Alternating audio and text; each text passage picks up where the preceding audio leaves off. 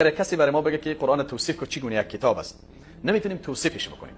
بیاید امروز با هم 10 تا از اوصاف قرآن از خود قرآن بشنویم. قرآن به ما چی تعریف میکنه، چی توصیف میکنه، چطور یک کتاب است. اولین صفت قرآن کتابی است که ذالک الکتاب لا ریب فیه، در ازش هیچ شک و تردیدی وجود نداره. یعنی در بسیار هر چی که به صورت تمام میتوانم بگم کتاب هایی که در دنیا تالیف شده در شک وجود داره، احتمال اشتباه، خطا، همه چیز وجود داره. ولی یگانه کتابی که آغازش وقت شما میبینید با این شکل شروع میشه که ذالک الکتاب لا ریب فیه، در حقانیت این کتاب هیچ شک و تردیدی وجود نداره. این اولین اوصاف قرآن است. دوم کتاب هدایت است. ان هذا القرآن یهدی للتی هی اقوم. سبحان الله.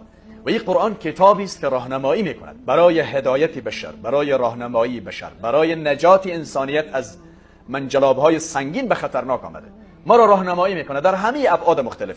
راهنمایی چگونه عبادت بکنیم، چگونه غذا بخوریم، از چی بخوریم، از چی نخوریم، چگونه ایمان داشته باشیم، چگونه باور داشته باشیم. کتاب راهنماست چگونه تجارت کنیم، چگونه سیاست کنیم. به اون لحاظ گفته شده که ان هذا القرآن یهدی للتی هی اقوم. کتاب هدایت است، یعنی هدایت یعنی راهنمایی. سومین وصف قرآن کتاب شفا هست. و ننزل من القرآن ما هو شفا، هم دردهای درونی ما را شفا میدهد که او عبارت از دور کردن خرافات و بدعات و کینه و بغض و عداوت و دشمنی است، و هم دردهای ظاهری جسمی ما را شفا میدهد. در کل قرآن دو چیز شفا گفته شده، یکی عسل، یکی خود قرآن. در مورد عسل هم الله تبارک و تعالی میگه مختلف الوانه فی شفاء للناس، و در مورد قرآن هم گفته شده که و ننزل من القرآن ما هو شفاء. این شفا است.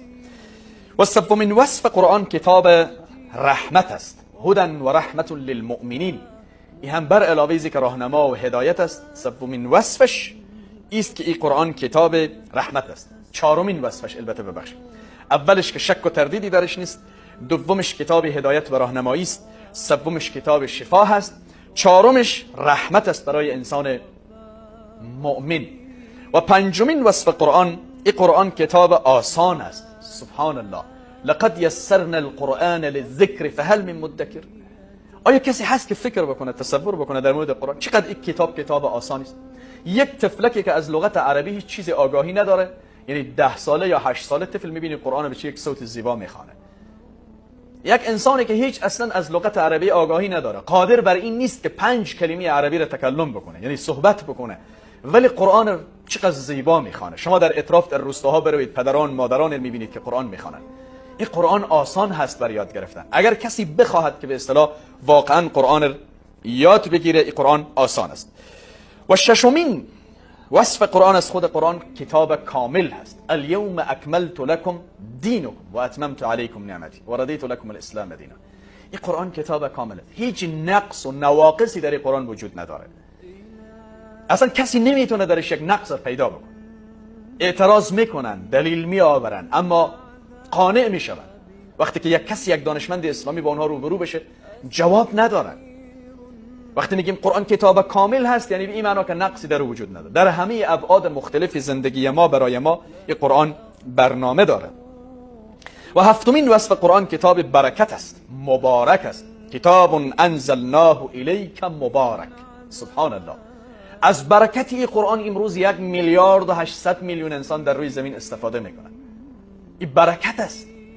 همه ازش بهره مند میشن، مستفید میشن. کسی از شنیدن تلاوتش، کسی از خواندنش، کسی از شنیدن تفسیرش، کسی از علمش، کسی از وجودش. وجود قرآن مبارکه. به اون لحاظ گفته شده که این کتاب مبارک است.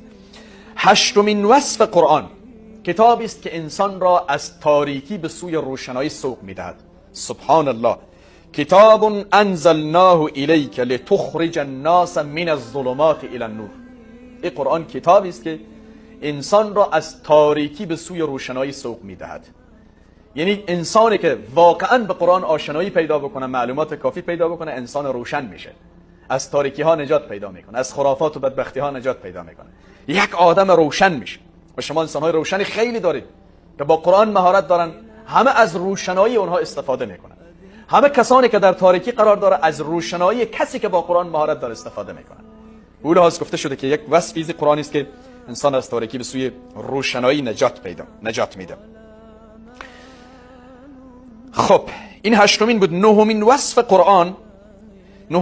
قرآن که اینم خیلی مهمه، کتابی است که از جانب الله نازل شده. سبحان الله، یعنی از جانب بنده نیست. هر کتابی رو شما در دنیا بردارید ببینید پشتش نوشته است مؤلفش فلانی است، از فلان کشور دنیاست، یا به اصطلاح از فلان گوشه دنیاست، چند سال درس خوانده، این کتاب رو چگونه تالیف کرده.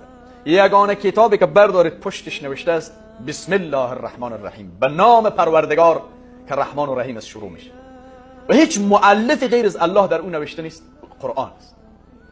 بنابراین این نهمین وصف قرآن است، از جانب الله نازل شد. و الله تبارک و تعالی میفرماید ان الله نزل الكتاب بالحق یا انزل الكتاب بالحق، همانا الله سبحانه و تعالی این کتاب را نازل کرد. تنزیل من رب الرحیم، از جانب ربی که او مهربان و بخشاینده است این قرآن نازل شد، از جانب کسی نیست. اونایی که گفتن این قرآن از تراوش و فکر افکار محمد است اشتباه کردن، این قرآن از جانب الله است. و دهمین وصف قرآن این کتاب محفوظ است. محفوظ به این معنا که هیچ کسی قدرت تحریف و تغییر این کتاب را نداره. اگر می داشتن این توانایی را 1400 سال یا بیشتر از او از تاریخ قرآن میگذرن، ولی کسی قادر نشده که یک حرف و کلمه را تغییر بده و تا قیامت هم این جاودان است، محفوظ است. یعنی الله حافظش است. انا نحن نزلنا الذکر و انا له لحافظون، ما این قرآن را نازل کردیم و از این قرآن محافظت میکنیم. پس این قرآن با یک جلد قرآن به آتش کشیدن یا علیاذ بالله برش توین کردن و به فاضلاب انداختن یا پاره پاره کردن، تکه تکه کردن، با این قرآن از بین نمیره. محافظ این الله است. پس این 10 تا اوصاف قرآن از خود قرآن. ببینید اولین وصف قرآن گفتیم که قرآن کتاب که در او شک و تردیدی نیست.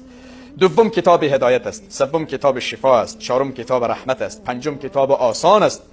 ششم کتاب کامل است. هفتم کتابی مبارک است. هشتم کتاب است قرآن که انسان از تاریکی به سوی روشنایی سوق میده. نهم قرآن کتابی است از جانب الله نازل شده. دهم کتاب محفوظ است، یعنی حفظ شده است این قرآن. امیدوارم پیام گرفته باشید، موفق و کامیاب باشید.